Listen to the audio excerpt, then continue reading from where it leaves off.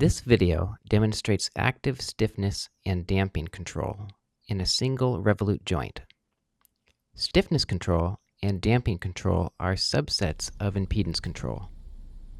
Instead of directly controlling the joint's motion or controlling the joint's torque, impedance control indirectly manages both motion and torque by controlling the joint's effective stiffness and damping behavior. Using measured motion feedback, active impedance control commands a torque to emulate a desired stiffness and damping response.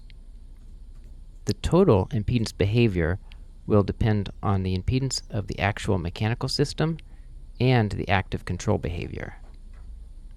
For a joint rigidly connected to a servo motor shaft with low friction bearings, the system's stiffness and damping behavior will be dominated by the active impedance control law.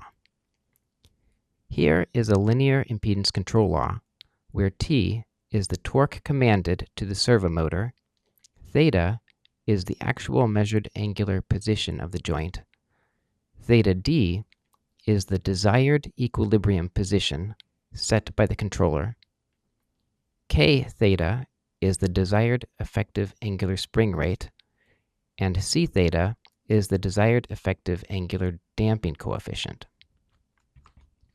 I'll demonstrate how force and motion are indirectly managed. The joint can be displaced from the equilibrium position. The torque depends on the displacement magnitude and on the stiffness coefficient. When the joint is released, it returns to the equilibrium position.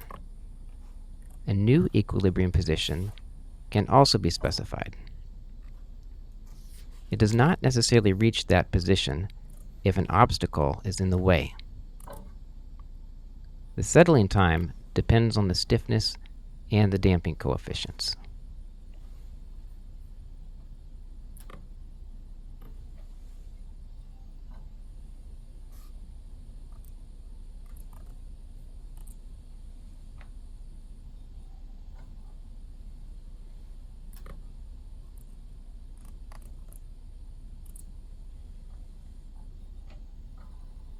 The system does not mimic this control law perfectly. The behavior depends on the design of the total system and the selection of the system components. Our motion control workshop provides a nice overview of the different components and technologies involved in motion control systems and how to make judicious selections. Aside from the attached mechanical system, the encoder resolution and the control law update rate are crucial considerations.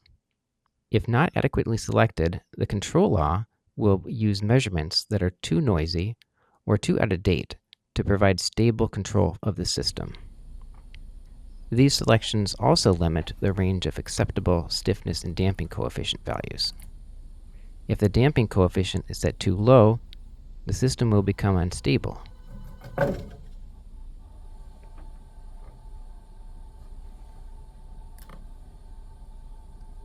If the damping is set too high, the joint will be prone to chatter.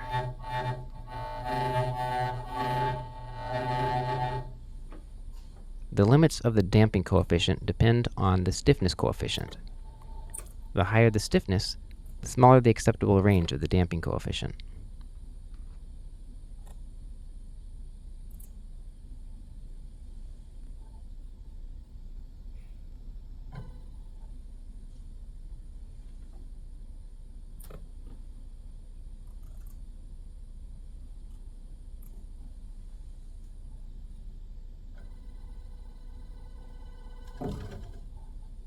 Again, these limits depend on the speed of the control loop and the resolution of the encoder. This setup uses an Omron NX102 controller and 1S servo system to implement the impedance law at 500 Hz. Much faster control loop rates can be achieved within servo drives. However, most industrial servo drives, like the 1S, use a cascade control structure, which is beneficial for motion tracking, but not for implementing impedance control. So instead, the NX controller implements the impedance control law and uses the torque control instruction to send torque commands directly to the drive. And this bypasses the drive's internal velocity and position control loops.